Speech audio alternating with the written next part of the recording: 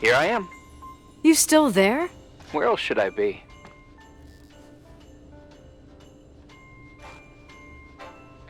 Home? I wouldn't miss Nicole's amazing adventures in the remote mountains for anything. Irving, don't tell me you're staying on just for me. Go! I promise not to get into any trouble for the rest of the night. I already told you. I'm sticking around till you get closure. Thanks. You always do that? Do what? Worry about every desperate stranger that knocks on your door. You're no stranger. We've never met, Irving. I can't even picture your face. You've been a part of this place since you were born. You belong here. Well, I thought I left all this behind. Maybe I still have a ways to go. To be free? You're making progress. 2 days ago, you would have skinned me alive if I'd called you a country bumpkin.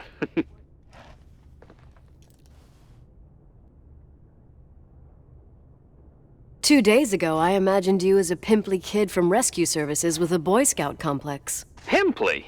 My skin is as smooth as a 12-year-old's. It's good we're just talking on the phone then. Listen, is this contraption really a phone? It feels like a walkie-talkie / defibrillator. It's a real phone, and trust me, in a few years, everybody'll have one. You think? It's easier for me to believe in ghosts than to imagine people being hounded by a phone when they're out and about. I'm grateful for it. I wouldn't have met you without it.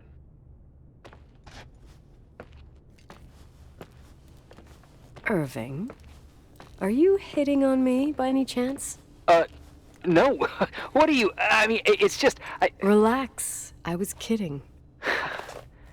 I can never tell when you're kidding. Yeah, it's one of my fascinating virtues. Same. Oh, hold on a sec. Don't go anywhere, okay? Huh? Oh, okay. You have a good night too, Miss Flattery. Merry Christmas. Good night, hon! Here I am. To be honest, I never thought I'd spend Christmas like this. Sorry, I was going off on another flashback about the life of Nicole Wilson. Christmas Eve is the right time to reminisce. Yeah. Yeah, I get it too. Yeah. That's what there was, in the end. There was like a strange kind of warmth. Then it all ended. Christmas of '80. Me and my mom were at my aunt's house in Billings, and Leonard was here on his own. While I was pretending that I liked my aunt's sweater, he and she were... Nicole. They... Hey. And a year later, she killed herself. And what she was carrying, too. Don't be like that. There you have it. These are my memories, and, Hey, did you hear that? No. What are you talking about? Like a clinking. No. I don't hear anything. Sorry, I want to check. Okay.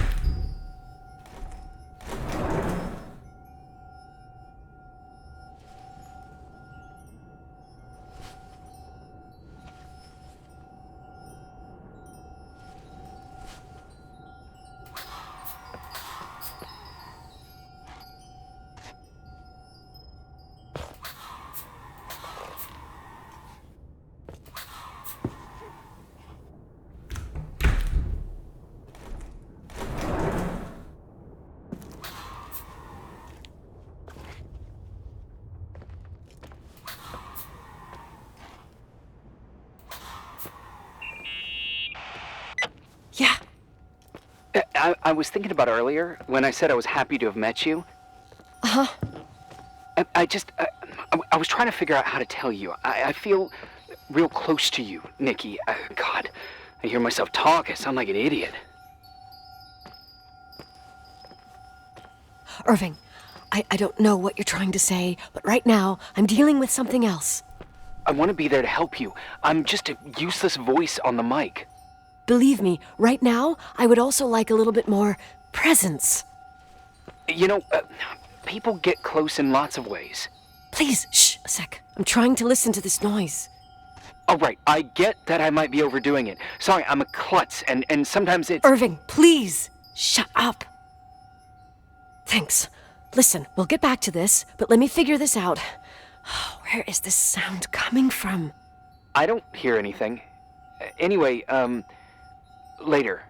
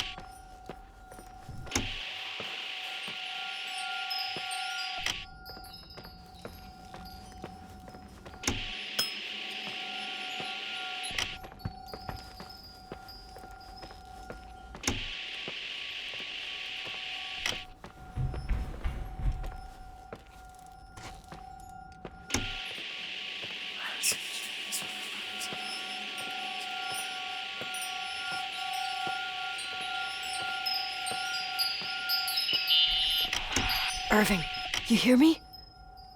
Ugh, for fuck's sake.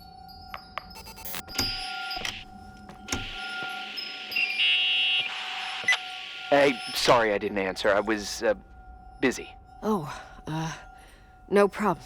It's fine. What'd you want to tell me? It's this microphone. Sometimes it captures sounds. What sounds? Whispers. It could be a draft in the crawl spaces. Hotel's full of them.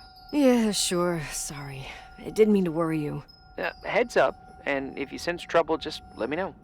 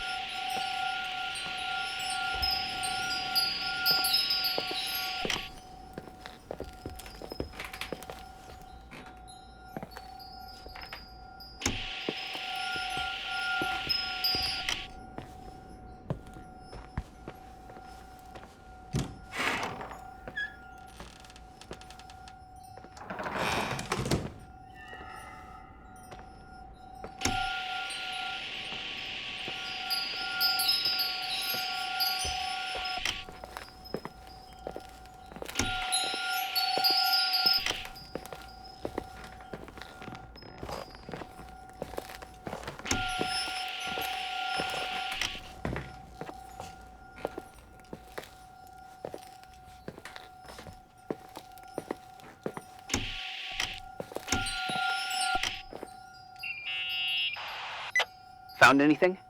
I can't hear that sound anymore. It's easy to freak out when you're on your own up there. Maybe it's not me. It's this hotel. I didn't hear you. You know, for a second, it was nice to imagine that the past could come back like that. We always had a party on December 23rd. Maybe you heard about it? It's pretty well known in the county. Sounds amazing. You should have seen the ballroom back then. I can almost picture it. The last time Rachel's family was there, Reverend Foster wasn't as sullen as usual. And your parents? My mother had eyes only for Leonard. And I saw he wouldn't stop staring at that girl. Rachel. She talked and moved with the grace and confidence of an adult. She wore a dress with a bow on her back. She was so beautiful. Perfect. Fuck. It was the beginning of the end, and we were breaking out the champagne.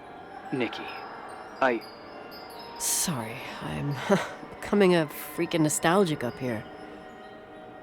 Well, I can't hear that sound anymore. It's gone. I'm gonna look around again, and then I'm going to bed. Be careful.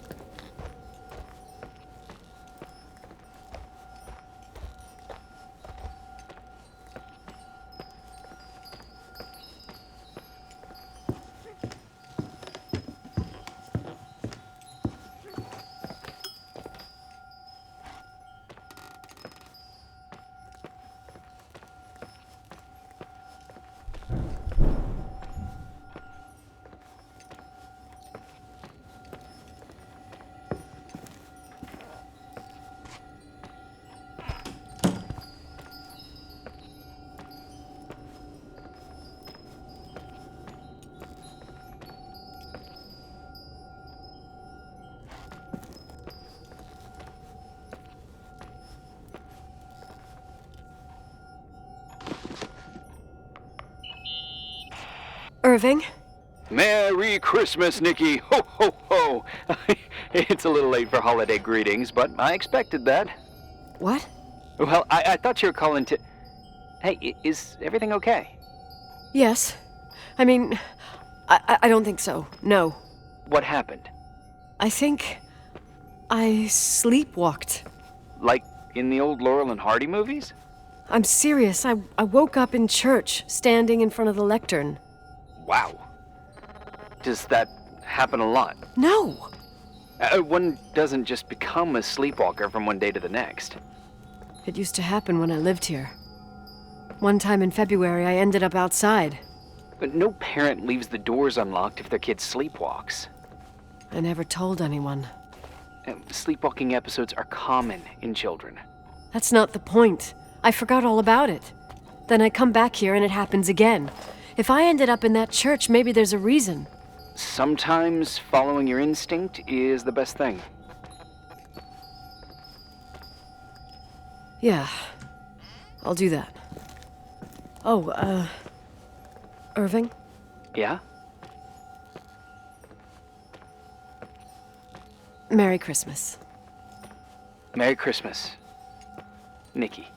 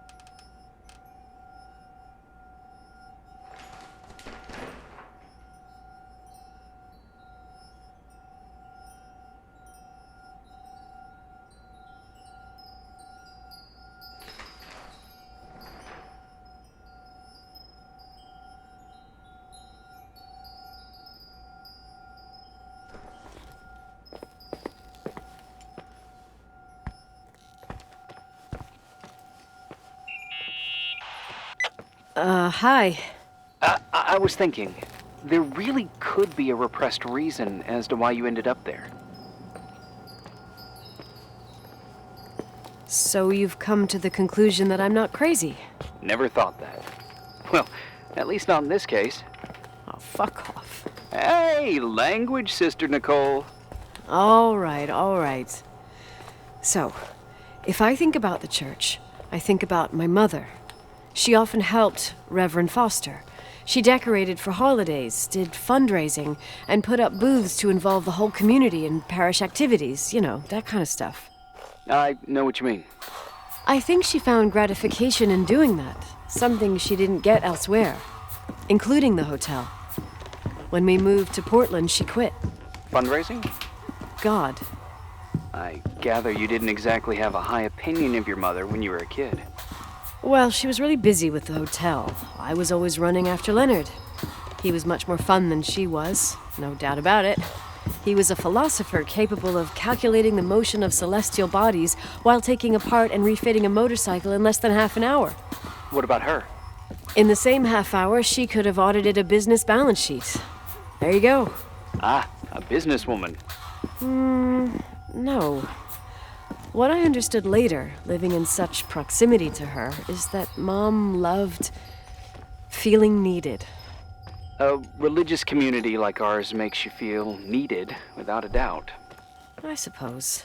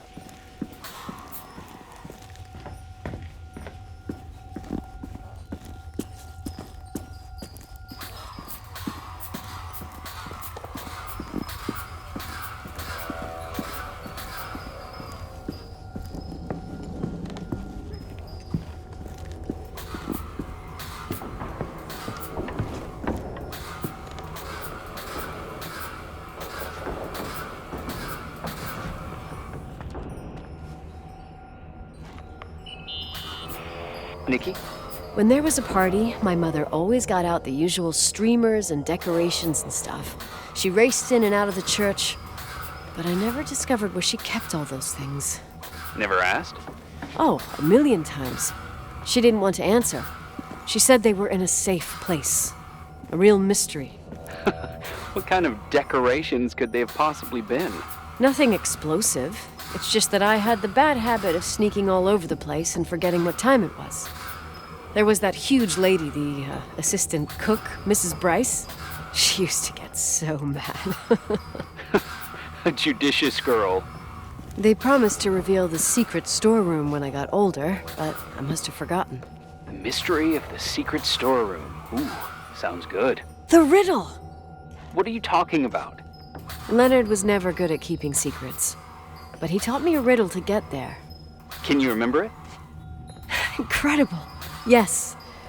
Oh, something like, down the stairs, watch your step, don't fall apart or it's your end, round a corner, turn around, there's your way in front of you. All that's closed can be open too if you see beyond its looks. But how can I remember it? How it's... I... Wow. A total mystery. Want to play? Yes. I need to think about it. I have no idea what it means. I'll call you if anything comes to mind.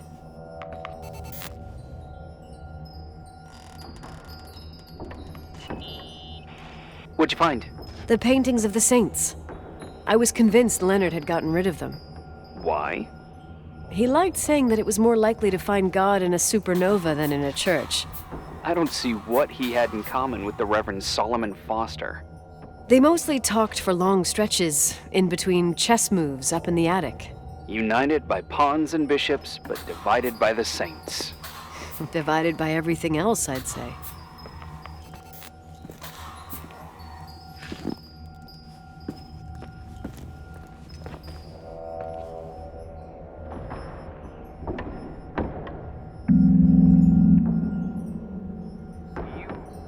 play the organ in a church in the middle of the night. Really? Hey, what are you doing there? Dunno. I think you stayed on the line. Didn't notice. You think it's too horror? The church, the organ, the notes reverberating in the dark? It's been years since anyone played it. My mother's heart would break to see it like this. She adored it. You should take it with you. To play it. In Portland.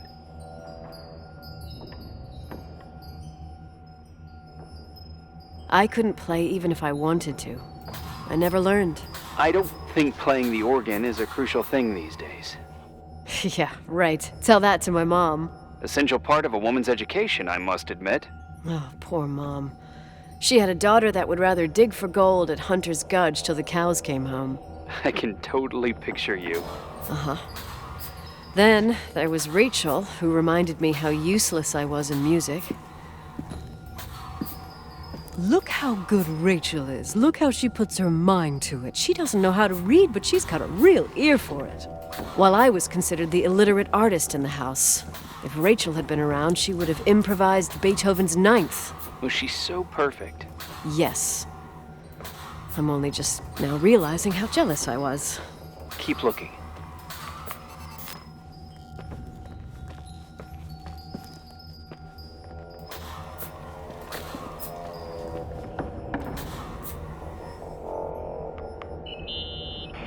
Someone broke into the church. Some fucking screwed up camper. Oh, your father left it open for mountain wanderers. Goddamn sons of...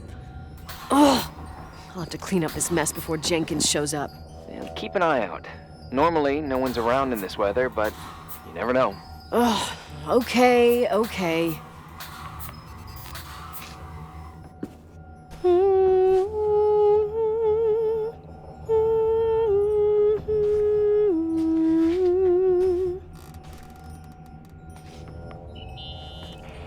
You practicing for the church choir now? I know this tune.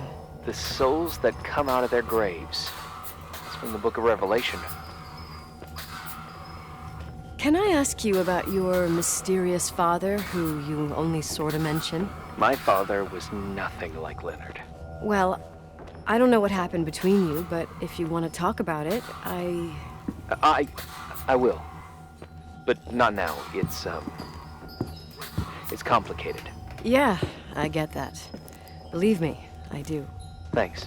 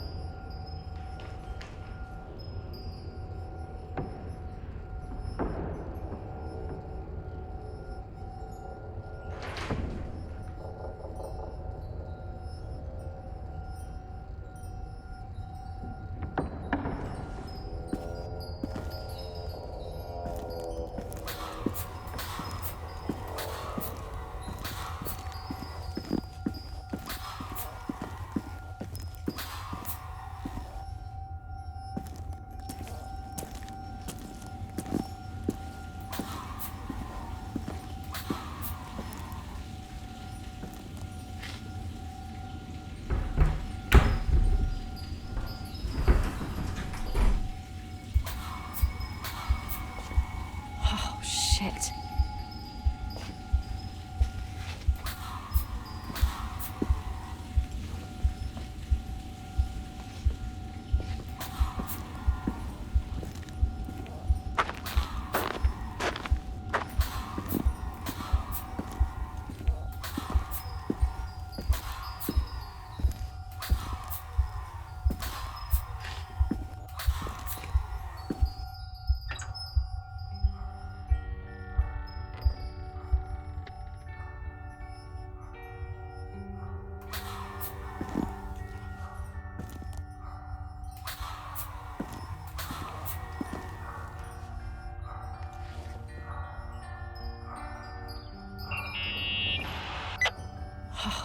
Shit. So, found the mystery decorations? No. No decorations. Is everything okay? I found something. What? It's like someone built some kind of bedroom. Irving, you there? Of course, yeah. What bedroom? Tell me what you see. Okay. There's some windows. Drawn on the walls. Books. Sheet music. A pink bed. It's like a kid's room. No way. This place doesn't make sense. No one would live down here. Nikki, I think you should get out of there now. Wait. There's got to be an explanation. Okay, that's it. Now I'm calling the head office in Billings. I'm telling them it's a code red emergency, so they'll have to... Jesus Christ, Irving. What? This is all Rachel's stuff. Understand? It's her room, a replica. You don't know that. You can't know what her room looked like. Everything here reminds me of her. Let me look around. I'm sure I'll find an explanation. But my other hand's on the red phone. Keep it there, but don't make the call. I need to figure out what's going on here.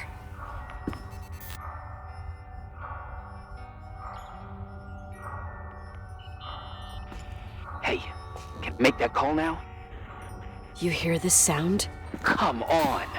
Listen. Hear it now? What is it? It sounds like some kind of mechanism. I'm in front of an air vent that could be connected to the top floor. Leonard had a grandfather clock up in the attic. You can't hear things from a room that's so far away. Can too. I used to lurk in front of vents like this to spy on guests in their rooms. You're trying to tell me something. The attic is where Leonard gave Rachel speech therapy sessions. Maybe you could hear what was going on up there from here. That doesn't help. Listen, I need to get into the attic. I need to figure out if a clock like that could still be working. Maybe there's someone who still takes care of it.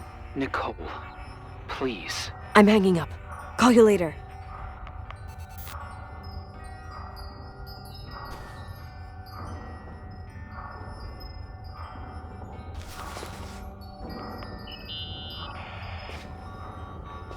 Hey, can you hear me? Yes. We have to call someone. You have to get out of there right now. No, I found a key. It's from my old music box, the one in Leonard's room. I'm having a hard time following.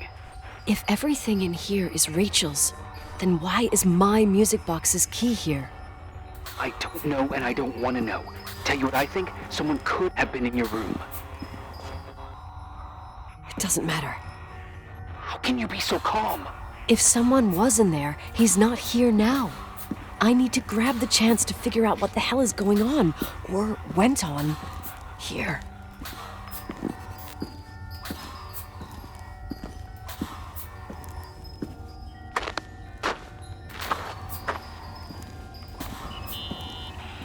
Yes. Nicole, listen. I already know what you're gonna say, but please trust me. Get out of there. Please, you're not helping. You do realize you found the replica of a dead girl's bedroom. This is sick. This is The more things get freaky, bizarre, and painful, the more I need to figure out why all of this... We'll figure it out. With the sheriff. Once you're out of there, into a safe hotel room in town. Please, just... Listen, a bunch of strange things happened since I got here. Think about it. Phone calls on a dead line, old lipsticks that don't go bad. Leonard's notes where he says he saw a girl that's supposedly been dead for 10 years, and now this! All good reasons to get out of there. We both agree that saving your skin is top priority, right? I've looked over every inch of this place, and there's no one. If it's true, you realize what that means. What? What are you trying to tell me? Your father... He spent years in there. In total solitude. With the weight of his family and Rachel on his conscience. He wasn't the kind of guy to just let the past slide with a shrug. You know that too. You're joking, right? You think he did this? Think about it. That room could be an act of love. Distorted, even morbid, but in his eyes... How dare you? My father might have had a lot of weaknesses, but surely what you're saying... Leave out that he cheated on my mom. Leave out that he fell in love with a 16-year-old, but fucking hell, don't you dare even think that! He would never have built a fucking underground shrine for a dead person. Your father had changed in the end. You didn't spend time with him, but I met him, and I'm telling you. No! I don't give a shit about what you have to say. I just want you to know that... If you don't want to help discover the truth, don't call me.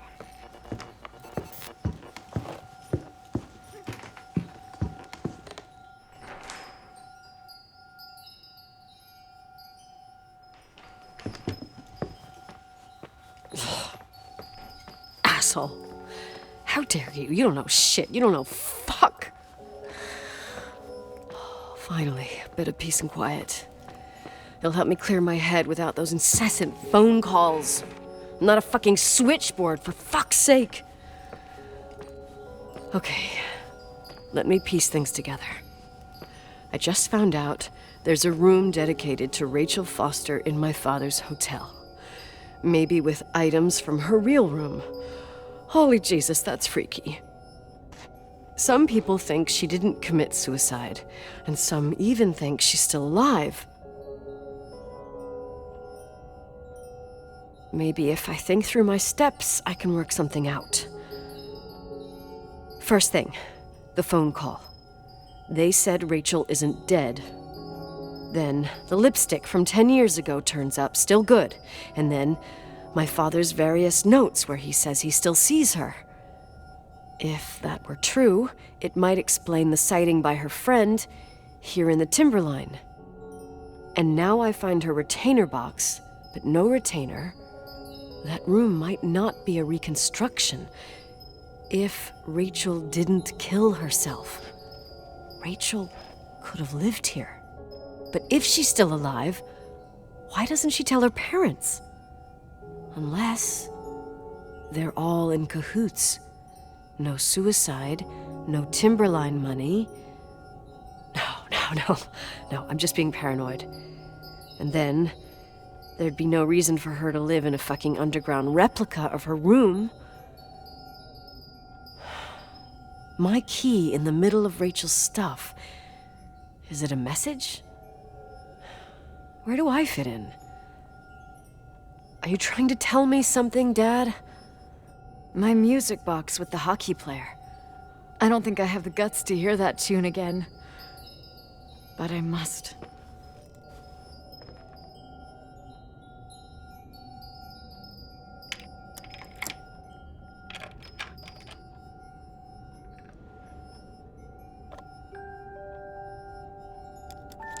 The 27th of December, 1983. The hockey finals at Missoula. Us against Cold Springs High. We won by sudden death after a 3-hour game, and I got the medal for the most number of face-offs won. According to the papers, that was the night Rachel killed herself. Coming home, Mom barely had the time to pull into the garage that I was already racing up to you, waving the medal in your face, Daddy. I was so happy. But you had other things on your mind, right? And you and Mom started fighting. Voices getting louder. That long silence when she comes down the stairs with the suitcases and Mrs. Bryce tries to stop her. Mom's car stays here, and we leave with my Uncle John's. I never found out what started that fight. Mom never wanted to talk about it. Are you trying to, Daddy?